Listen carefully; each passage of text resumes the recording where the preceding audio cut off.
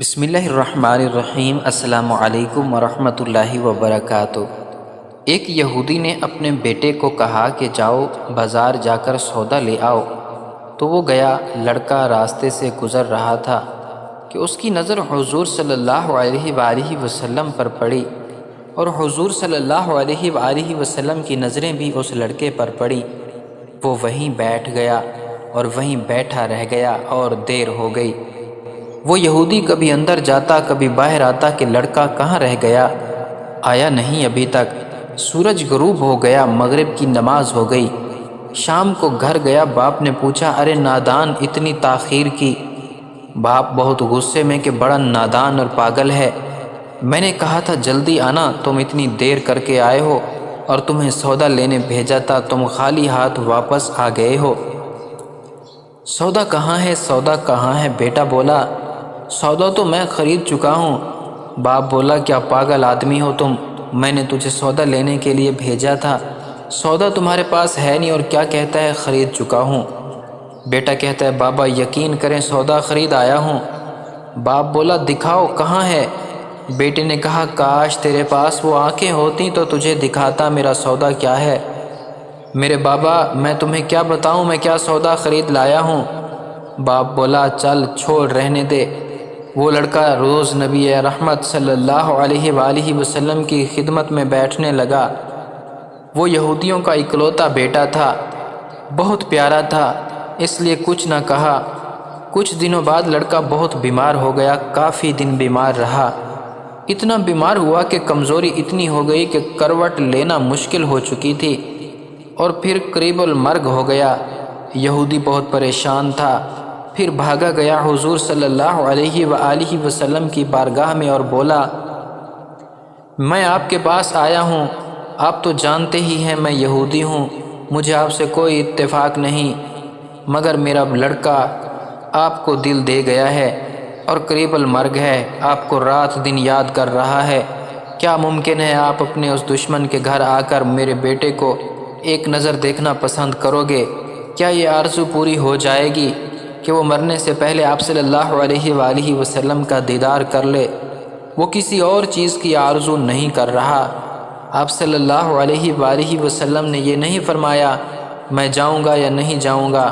آپ صلی اللہ علیہ وآلہ وسلم نے فرمایا ابو بکر اٹھو، عمر اٹھو، علی چلو، چلیں، عثمان آؤ، باقی بھی جو سب ہیں چلیں، اپنا دیدار اسے کرا دیتے ہیں، آخری لمحہ ہے، آنکھیں بند کرنے سے پہلے اسے ہم کچھ دینا چاہتے ہیں، چلو چلتے ہیں۔ یہودی کے گھر پہنچے تو لڑکے کی آنکھیں بند تھیں۔ حضور صلی اللہ علیہ وسلم کا سراپا کرم ہی کرم ہے، لڑکے کی پیشانی پر آپ صلی اللہ علیہ وسلم نے اپنا دست اقدس رکھا، لڑکے کی آنکھیں کھل گئیں جیسے زندگی لوٹ آئی ہو، جسم میں طاقت آ گئی، ناتوانی میں جوانی آئی۔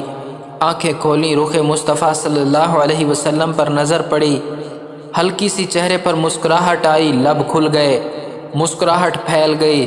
حضور صلی اللہ علیہ وسلم نے فرمایا بس اب کلمہ پڑھ لو۔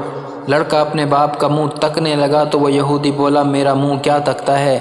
ابو القاسم یعنی محمد ابن عبداللہ صلی اللہ علیہ وسلم جو کہتے ہیں کر لو۔ لڑکا بولا یا رسول اللہ صلی اللہ علیہ وسلم میرے پاس تو کچھ بھی نہیں۔ آپ صلی اللہ علیہ وسلم نے فرمایا بس تم کلمہ پڑھو، میں جانوں اور جنت جانے، تم میرے ہو جاؤ، جنت بھی تو میری ہے، جنت میں لے جانا یہ میرا کام ہے۔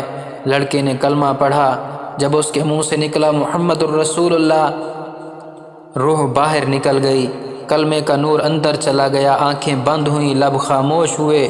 اس لڑکے کا باپ وہ یہودی بولا محمد صلی اللہ علیہ وسلم میں اور آپ دونوں مخالف ہیں، اس لیے یہ لڑکا اب میرا نہیں رہا، اب یہ اسلام کی مقدس امانت ہے، کاشانہ نبوت صلی اللہ علیہ وسلم سے اس کا جنازہ اٹھے تب ہی اس کی عزت ہے، لے جاؤ اس کو۔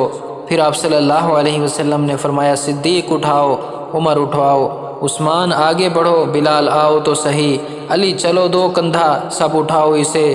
آقا علیہ الصلوۃ والسلام جب یہودی کے گھر سے نکلے تو یہ فرماتے جا رہے تھے اس اللہ کا شکر ہے جس نے میرے صدقے سے اس بندے کو بخش دیا، اس اللہ کا شکر ہے جس نے میرے صدقے سے اس بندے کو بخش دیا۔ اللہ اکبر۔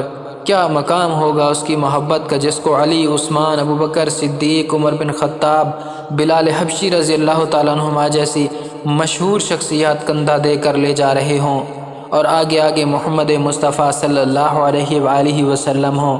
قبر تیار ہوئی، کفن پہنایا گیا، حضور صلی اللہ علیہ وسلم قبر کے اندر تشریف لے گئے، قبر میں کھڑے ہوئے اور کافی دیر کھڑے رہے، اور پھر اپنے ہاتھوں سے اس کی میت کو اندر اتارا۔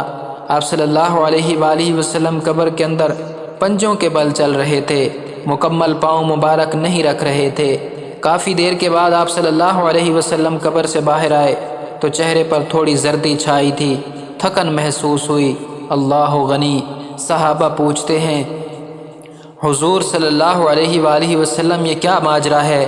پہلے تو یہ بتائیے آپ صلی اللہ علیہ وسلم نے قبر میں پاؤں مبارک مکمل کیوں نہیں رکھا؟ آپ صلی اللہ علیہ وآلہ وسلم پنجوں کے بل کیوں چلتے رہے؟